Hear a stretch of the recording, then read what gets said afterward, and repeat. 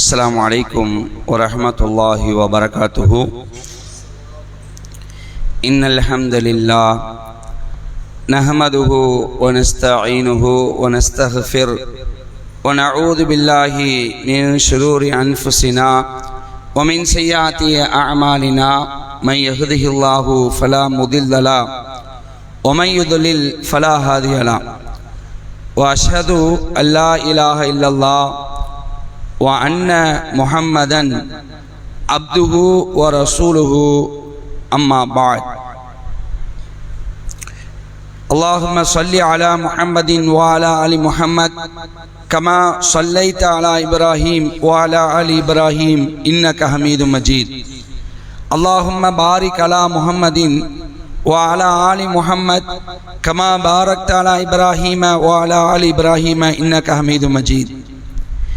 கண்ணியத்திற்குரிய சகோதரர்களே, அல்லாஹ்வுடைய கிருபையினால் ஃபஜ்ர் நேர தொழுகையை ஜமாத்தோடு நிறைவேற்றக்கூடிய பாக்கியத்தை பெற்றவர்களாக அல்லாஹ்வுடைய மார்க்கத்தை அறிந்து கொள்ள வேண்டும் என்ற ஒரு நல்ல நோக்கத்திலே இந்த சபையிலே நாமெல்லாம் அமர்ந்திருக்கின்றோம்.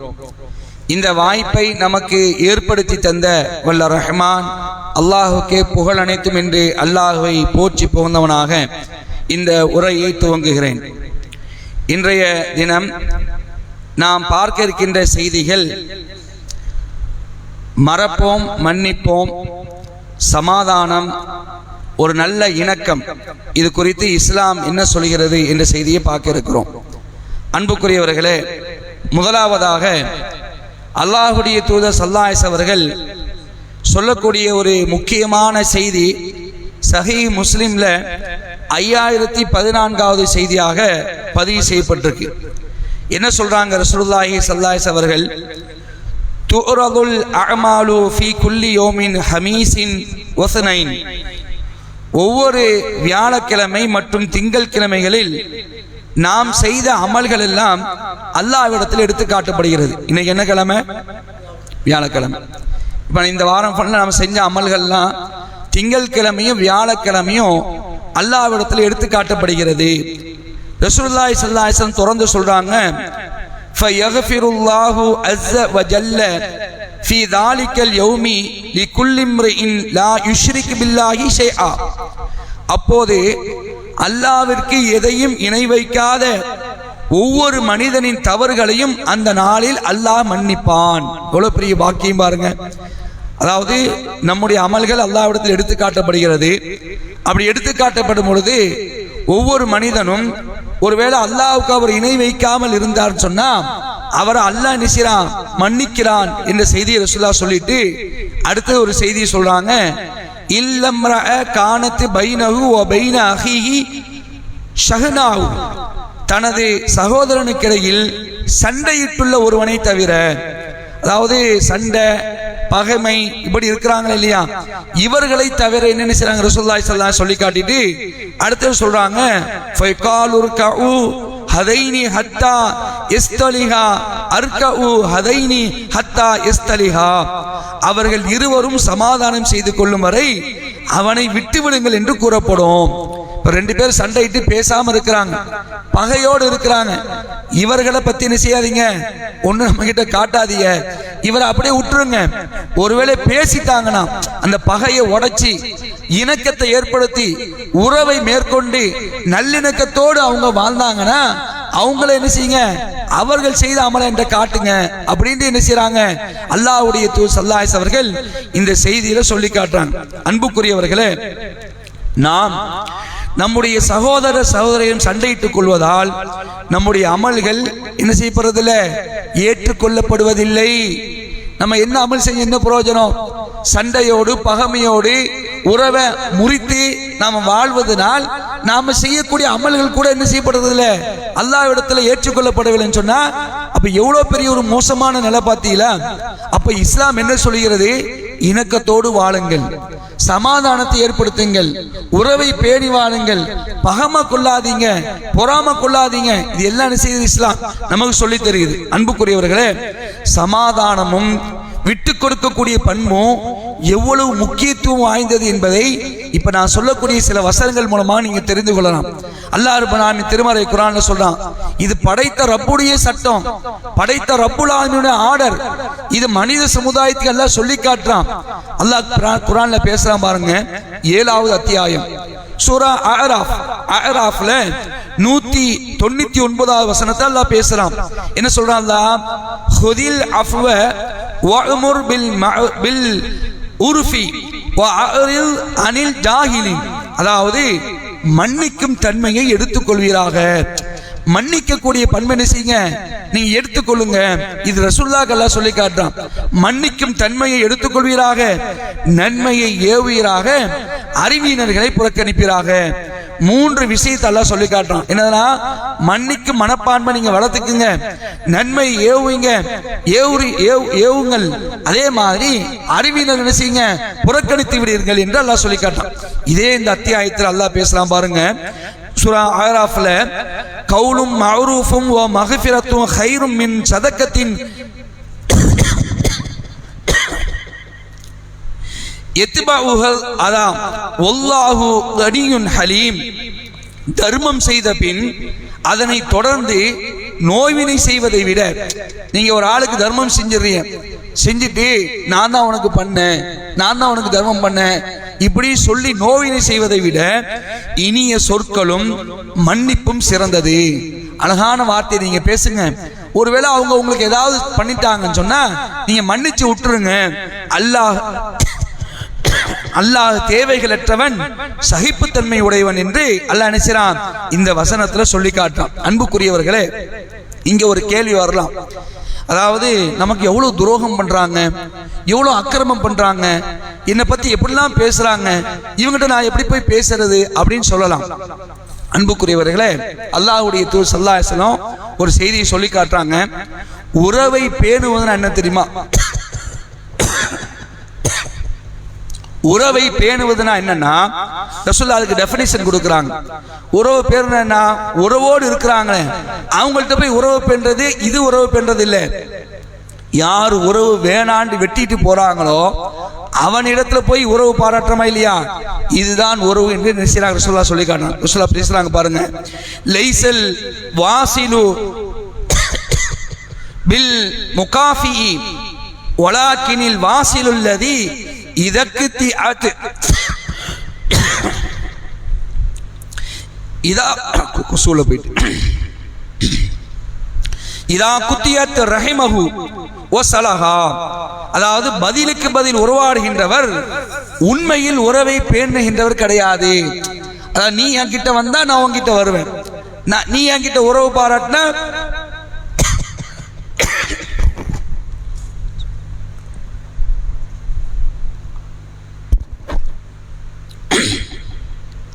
பதிலுக்கு பதில் உறவாடுகிறவர் உண்மையில் உறவை பேணுகிறவர் கிடையாது.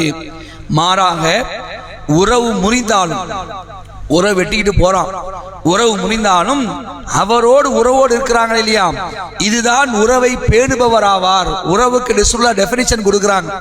இந்த டெஃபினிஷன் யாருமே என்ன செய்யறதில்ல, பேணுறதே கிடையாது. இவளா வந்து என்கிட்ட வந்தா தான் நான் நினைச்சுவேன், இவகிட்ட போய் நான் பேசுவேன், இவன் வராத வரைக்கும், இவன் வராத வரைக்கும் இவன் கண்ணில் கூட நான் முழிக்க மாட்டேன்னு எத்தனை பேர் இருக்கிறாங்க. கண்மணி நாயகம் ஸல்லல்லாஹு அலைஹி வஸல்லம் அவர்களை உயிரோடு உயிரை விட நேசிக்க நம்ம சொல்றோம். உயிரை விட நாங்க எங்களுடைய உயிரை விட நாங்க எங்க தூதரை நேசிக்கிறோம். இது வாயளவுல சொல்றதுங்க. உண்மையிலேயே நேசம் என்ன தெரியுமா? ரசூலுல்லாஹ் சொன்ன ஒவ்வொரு விஷயத்தையும் செயல்படுத்தி காட்டுறங்க. இதான் உண்மையான நேசம் என்பது. சும்மா பேரளவுக்கு வாயிலவனுக்கு மட்டும் நாங்க ரசூலுல்லாஹ் நேசிக்கிறோம், ரசூலுல்லாஹ் வழியை பின்பற்றுறோம், இது அல்ல, செயலில் காட்ட வேண்டும். அப்ப ரசூலுல்லாஹ் உறவுக்கு என்ன டெஃபினிஷன் கொடுக்குறாங்க? யார் வந்து பதிலுக்கு பதில் உறவாடுகிறாரோ அது உறவு இல்லை. உறவை வெட்டி கொண்டு முறித்து கொண்டு போறாங்களே அவர்களோடு உறவு பாராட்டுறதுதான் உண்மையான உறவு என்று அல்லாஹ் நினைக்கிறான். அல்லாஹ்வுடைய தூதர் ஸல்லல்லாஹு அலைஹி வஸல்லம் சொல்லி காட்டாங்க. இன்னொரு செய்தியை பாருங்க. அன்புக்குரியவர்களே, அல்லாஹ் ரப்பல் ஆலமீன் திருமறை குர்ஆன்ல ஒரு இடத்துல சொல்லி காட்டுறான். இப்ப நாமெல்லாம் யாரு? நாமெல்லாம் யாரு?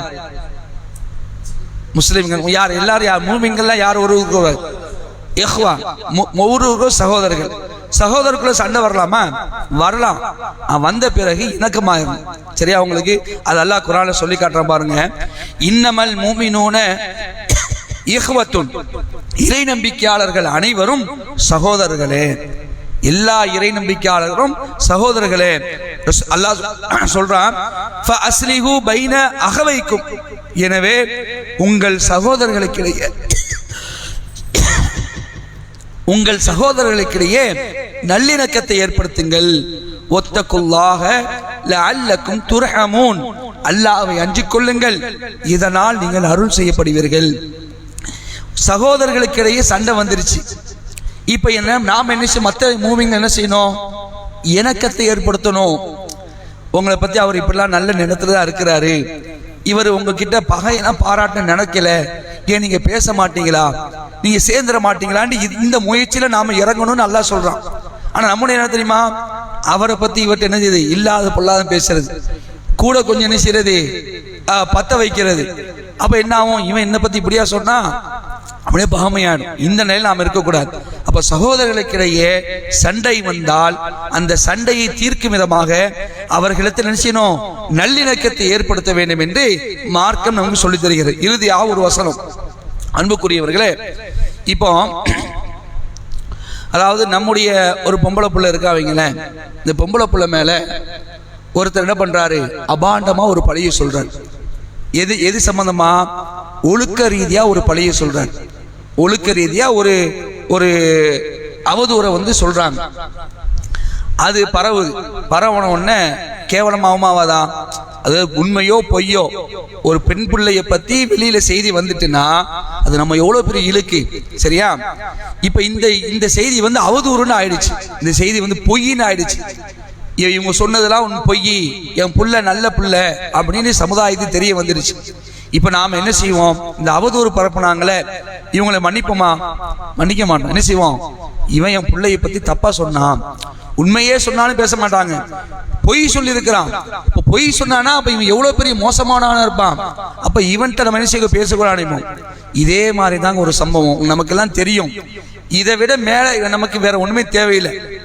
நீங்க பார்க்கலாம், 24வது அத்தியாயம் சூரா அன்-நூர், அந்த அத்தியாயத்தில் அல்லாஹ் என்ன செய்றான்னு சொன்னா ஏராளமான சட்ட திட்டங்கள் அல்லாஹ் நமக்கு சொல்லி காட்டுறான். சூரா நூர் படிச்சு பார்த்தா தெரியும். ஒழுக்க ரீதியான, அதாவது ஒரு தனி மனிதன் எப்படி வாழ வேண்டும் என்பது குறித்து எல்லா விதமான சட்ட திட்டங்களும் அல்லாஹ் பேசுவான். அதுல 22வது வசனம், 24ல 22வது வசனம் அல்லாஹ் பேசுறான் பாருங்க.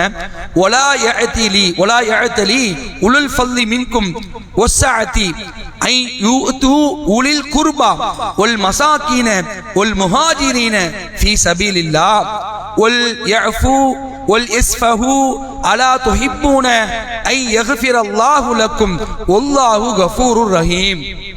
என்ன சொல்றான் அல்லாஹ் இதுல? அதாவது உங்களில் நாம் என்ன செஞ்சிருக்கிறோம், சில பேருக்கு பொருளாதாரத்தை வாரி வழங்கி இருக்கிறோம். இந்த பொருளாதாரத்தை வழங்க என் கையில இருக்குது. நான் நாடுனா என்ன செய்வேன், நிறைய கொடுப்பேன், நான் நாடுனா குறைவாகவும் கொடுப்பேன்.